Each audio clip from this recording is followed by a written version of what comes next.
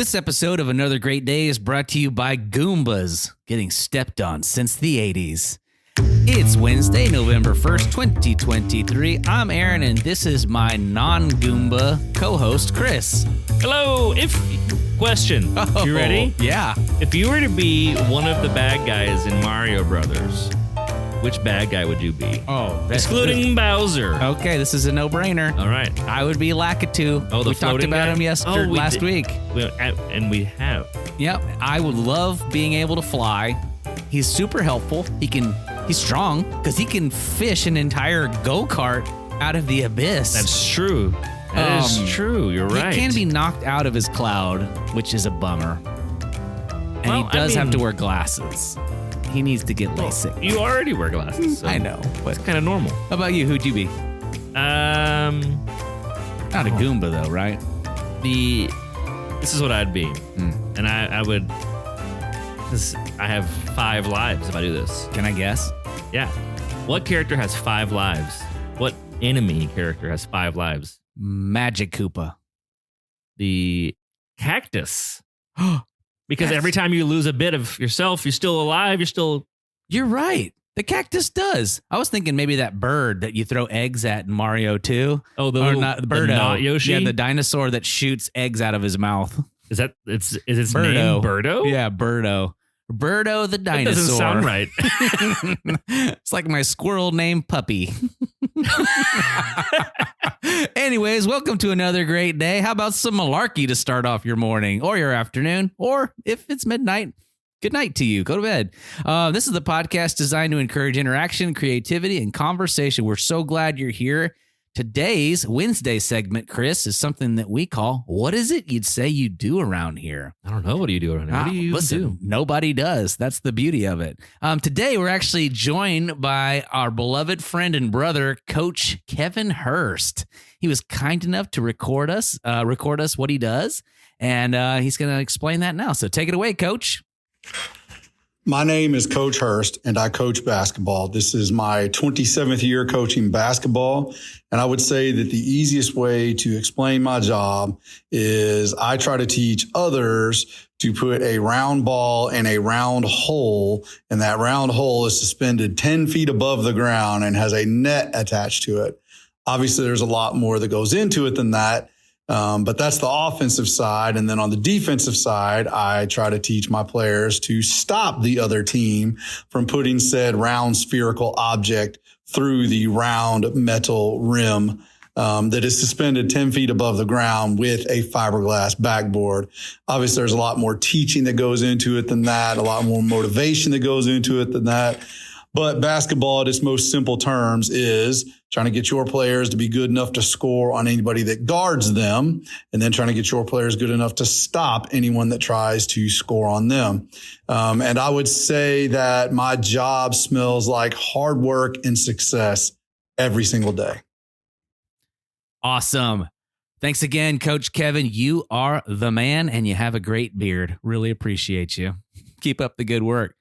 All right, well, Chris, that's going to take us to this day in history. All right, well, in light of the recently kicked off NBA season, go Mavs, let's have a basketball this day in history. What do you say, Chris? When you say go Mavs, I was thinking of Goomba again. Go Goomba. Mavs. Go Mavs. Just saying it really weird. Goomba. Go Mavs. No, go Mavs. Go Mavericks. We're here based out of Dallas, so let's go for the Mavericks, homie. Sports teams. All right, here we go. San Antonio.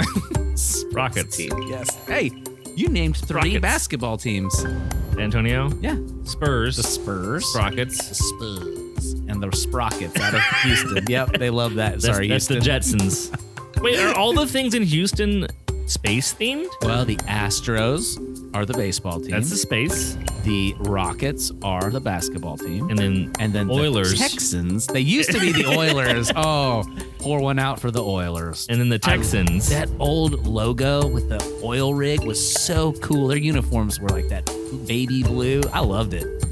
Hot sports opinion. I loved the old Houston Oilers. The Dallas teams, there's no real coherent theme besides star. Rangers. They often have a star on their logo. Stars. Mavericks. They all have a star, don't Cowboys. they? Yeah. Well, All right, well, I was that'll do trying it for to. random sports talk. I was trying to like make a coherent, like, Tie way it together. to remember the teams, because there's so many teams and people like sports. There and really I are. should know more about sports. So. Oh, well, you're about to learn right now on this day in history. Let's learn. Well, on November 1st, the very first NBA game was ever played. That's right. On this day in 1946, the New York Knickerbockers, they're also called the Knicks. Oh. So have you ever heard the New York Knicks? They used to be called Etymology man. Hello, gentlemen. I love basketball. Did you just talk about the Knicks? They used to be called the Knickerbockers, you know. Wow. Really? How about that? Are those pants? What are Knickerbockers? Anyways, they beat the Toronto Huskies in the first NBA game, 68-66. They were led by Leo Gottlieb, who scored 14 points in the game.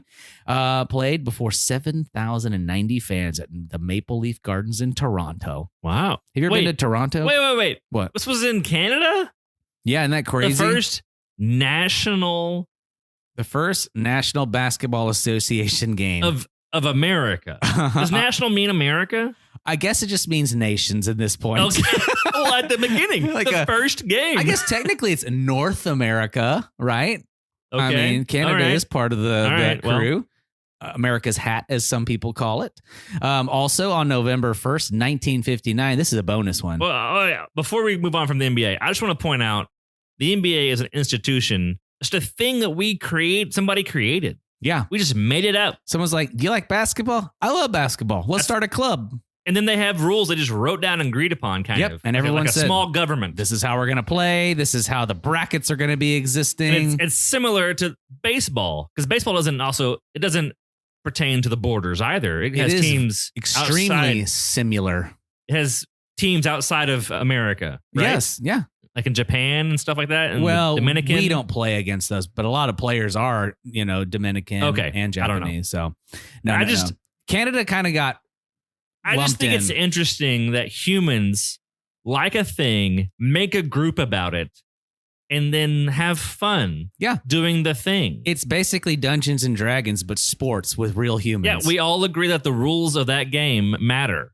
That the ball has to be inside the line. That's every society. Through the hoop. Yep, you have to agree on rules. Isn't that a weird deal? It is. And then millions of kids play these games, and then some adults grow up and wear pajamas and run around doing the exact same thing. Coach Kevin, who we just heard from, is a basketball coach. So how cool is that? What? Yeah, exactly.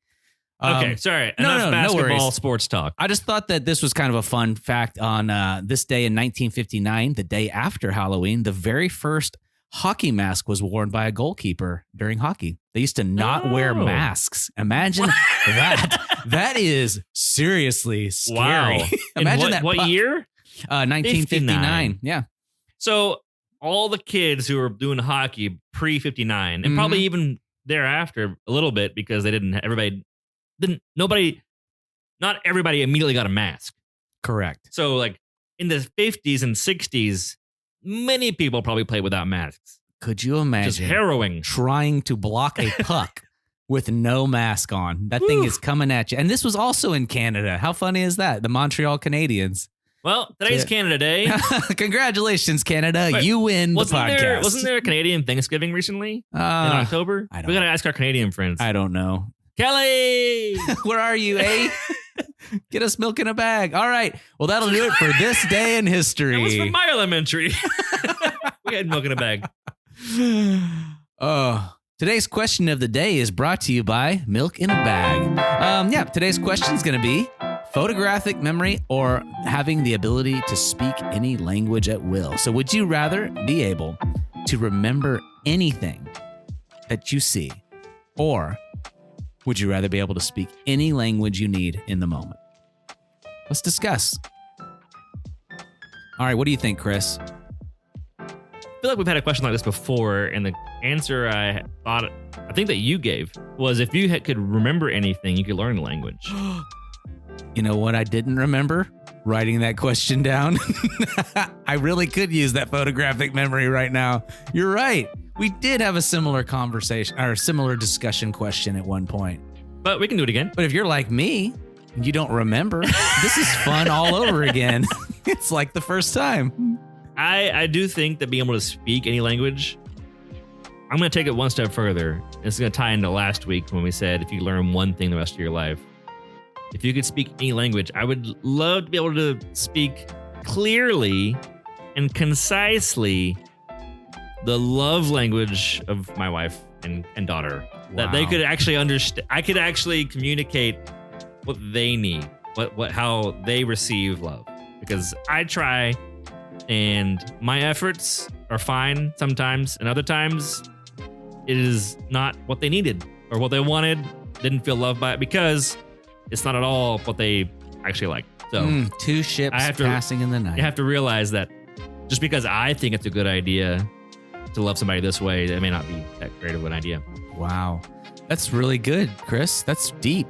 I don't really have much to say about that other than what a great guy. That's amazing. Although I will say you're describing, giving love in a certain way and it not being wanting to really need to be received that way reminded me of how my cat growing up would bring me like a dead animal, deceased rabbits. Okay, that it would taken apart and left as a prize for me on the back porch. It was like, look what I did. Here's for you, man. Yes, and I kept thinking, homeowner, that's really cool, but not what I want to do or deal with right now. Are you saying that when I do something for Shannon that is just off the wall and I think it's great, she's like, that's basically a dead rabbit. Is that what? Yes, Chris, your love is essentially a dead rabbit. I don't think that all the time. I'm just way. Kidding. No, we're just kidding. All right. Well, let's go ahead and move on before we get ourselves in trouble here. All right. Great talk today, Chris. Let's take a quick break with Wes with our dad jokes. Take it away, Wes.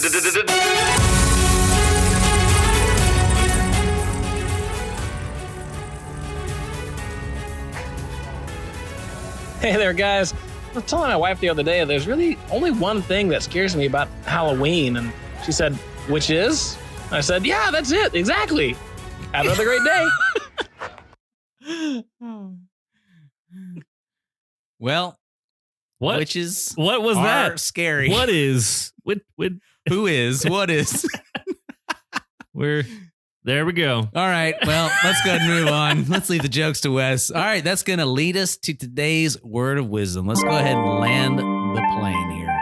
We're going to be in Proverbs chapter 25. That's right. We've left the green pastures of 24 with that broken down wall and messed up field. And now we're going to be in chapter 25. Oh, 25. Here we go. Verses 1 and 2.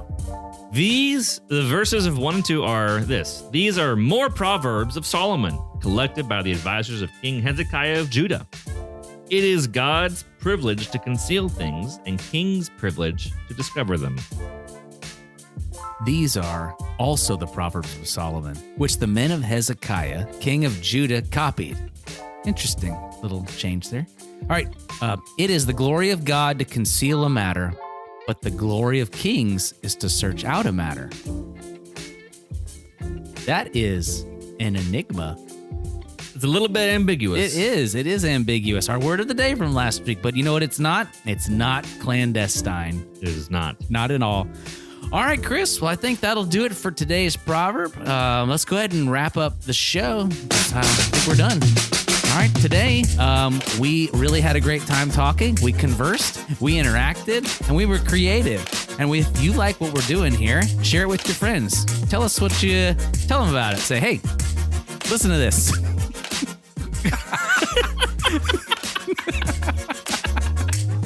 Hey, you over there. Listen to this. Hey, you. Anyways, we're professionals here, and if you can't tell, we're just two guys having fun. We hope you guys are enjoying what we're doing here. We thank you for listening, and we hope you make it another great day. We'll see you tomorrow.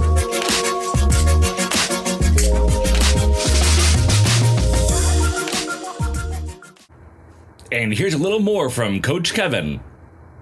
I believe that every coach has three basic jobs: to evaluate talent, to put that talent in the position to succeed, and then to motivate that talent to perform at its highest possible level. Now, it's that last category where there's the most wiggle room and what that might look like. I believe that motivating that talent to perform at its highest level involves teaching the game or tweaking the game or showing little nuances that can help a player improve their shot or improve their ball handling or improve their defense or add other offensive moves to their repertoire to build a best score against an opponent. I also believe that incorporates the mental side of the game.